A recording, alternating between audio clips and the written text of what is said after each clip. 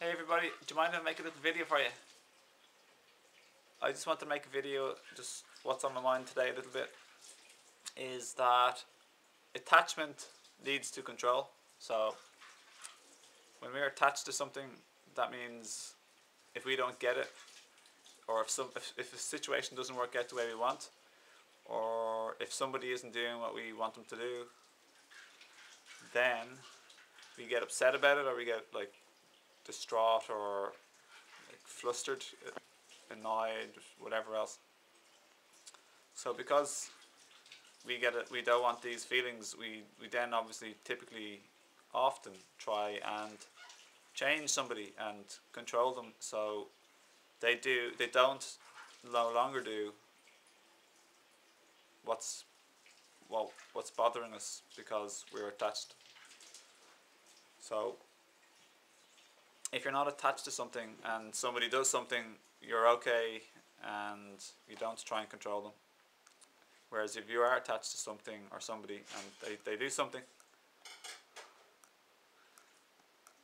then you get bothered, so often we try to control them. So non-attachment is one of the keys to like a happy life.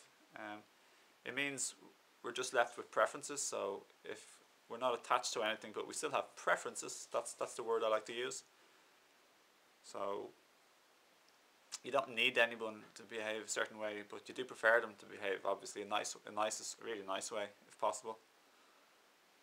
But if they don't, you don't get all depressed or angry about it. Just so like if you're attached to something, it's controlling you because it's like you're a bit of an addict or you need it to go the way you want. And this is one of the biggest problems with like relationships between people, any relationship of any kind. And typically people try and change the outer world to make themselves happy, i.e. change the situation or get away from a situation, or change, force and control and manipulate a person, i.e. changing a person instead of changing themselves. So this is a typical unconsciousness behaviour of humans for the majority. We're busy looking on the outside, pointing the finger at people and attacking and giving out and blaming, instead of, I'm just playing my glasses here, instead of looking at ourselves and taking ownership and responsibility for our own emotions and our own behaviour and actions and attitudes and outlooks. Basically speaking, all that's also, you can say, our own programming, our own conditioning. Everything that we've been taught that the people should be behaving, and the way they're supposed to be behaving. It's pretty funny. So when we have a rule and an idea, a regulation that we think is true in the world, let's say life should be this way, or people should be this way, they should wear this clothes, or they should do this. When they're not behaving the way they're supposed to, according to our own belief or subconscious or unconscious belief, then they're not doing what they're supposed to, so we automatically call it wrong and bad because they're not doing it the way they're supposed to be.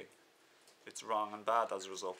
So they're all unconscious judgments. Something is wrong and bad, and they shouldn't be happening. They shouldn't be doing that.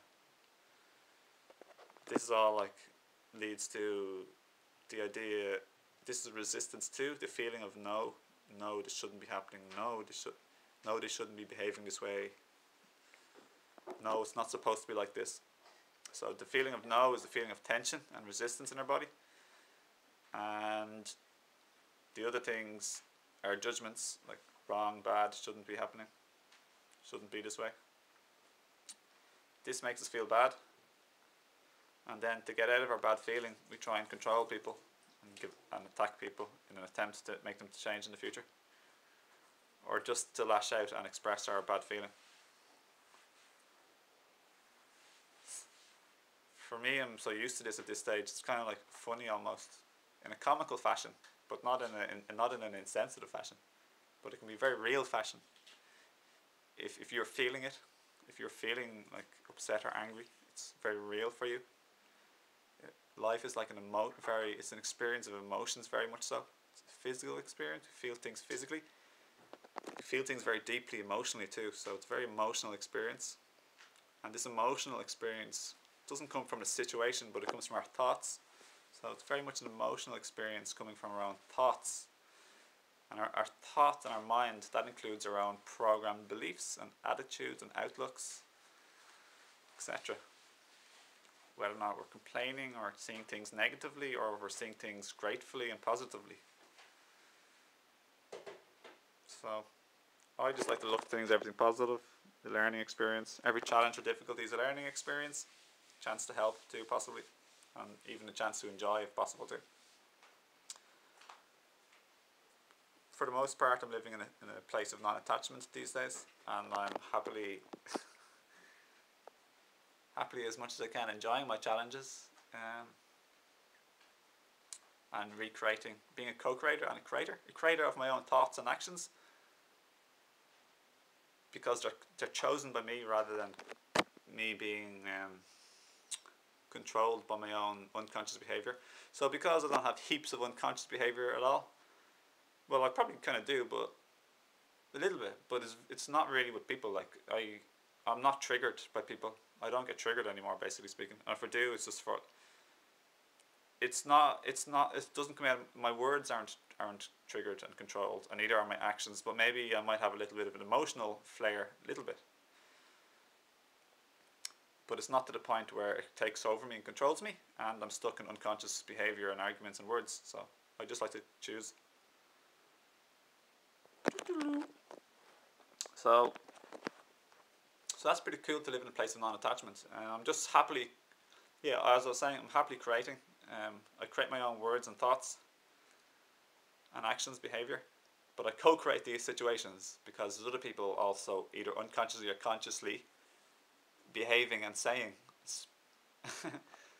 So it's fun, it's okay, it's pretty cool.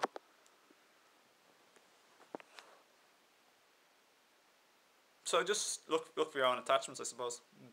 Just, by the way, like a minute ago I was saying, it's not fun if you're feeling these, like upset or angry or stressed, but it's also not necessarily easy if someone else is pain body as being activated and they're like lashing out at you or attacking or accusing you, giving out to you, criticizing you, blaming you. That's obviously a big challenge, because it's our emotional reaction to life is based on our thoughts, of course, like I was saying earlier, but we're also sentient beings. So it means we do have an empathy, we do feel other people's feelings and their big energetic outputs. So even if we're thinking like, oh, thank you for this is great, and someone's like shouting at you and criticizing you, especially if it's somebody who's close to you, the closer people are to you, like family or friends, like close family or close friends, your mum or your dad or your son or daughter, whoever you're really, really close to, your partner, they're the people who are the best challenges for you, best opportunity for growth, and to look within and investigate. To work with your own attachments and become a really good co-creator. Become more conscious. So, and if any of these people are yelling at you, like if a man in the street or a woman in the street or a child is like yelling and they're a stranger, or they criticize you, it doesn't maybe affect you too much really at all, possibly. But if it's like your closest person in life, that's much more likely to affect you and trigger you. So you want to remain really present there and alert and aware. So I like all this though, it's a good opportunity, you know, this is what life's about, you know, just expanding and growing, learning, serving and creating and enjoying. So what else? Empathy. So someone can be yelling at you and you might be thinking they should be like this. Yeah, makes sense. Like, it's okay to like that. Let's say you have the absence of saying, no, they shouldn't be like that. They shouldn't be talking to me like this. Let's say you're over that at this stage, which I am. They should be like this. And you're thinking like, thank you for the opportunity. If they're yelling at you and they're really close to you, you'll still feel it. Like, you'll feel it, and it won't feel nice. It'll be heavy, bit of a heavy feeling, tenseness. Ooh, want to get out of here type of feeling. So it's not all got to do with judgment and resistance, because we are empathic and we are sentient beings too. Some much more than others. Some empaths have like a big trouble dealing with people or in public because there's such heaviness out there and they don't know how to shield themselves yet. Which I don't know how to shield myself if I'm very empathic. Maybe imagine surrounding yourself with a white light. Okay, well I don't want to make the video for too long, but I just thought I'd make a video because I haven't made a video in ages. So thanks for watching me. This is my lovely crystal. Citron for energy and orange. The joy colour of orange. Joy, happiness colour. Makes you really happy, I'm telling you. It's like wearing the sun on your body. It's not sunny here in winter Ireland anymore, so like I'm just like lovely. I feel so much better wearing orange, even though I'm already happy and joyful. This is like better. Better. They say, yeah, orange is good for depression. It's good for uplifting you in any way, if you're already happy. Or if you're average. Checking my socks. Different colours, eh? Okay, well, thanks for watching. Thanks for giving me your time. Thanks for inviting me into your house to watch the video with you, or if you're watching in public on your phone. Enjoy the silence.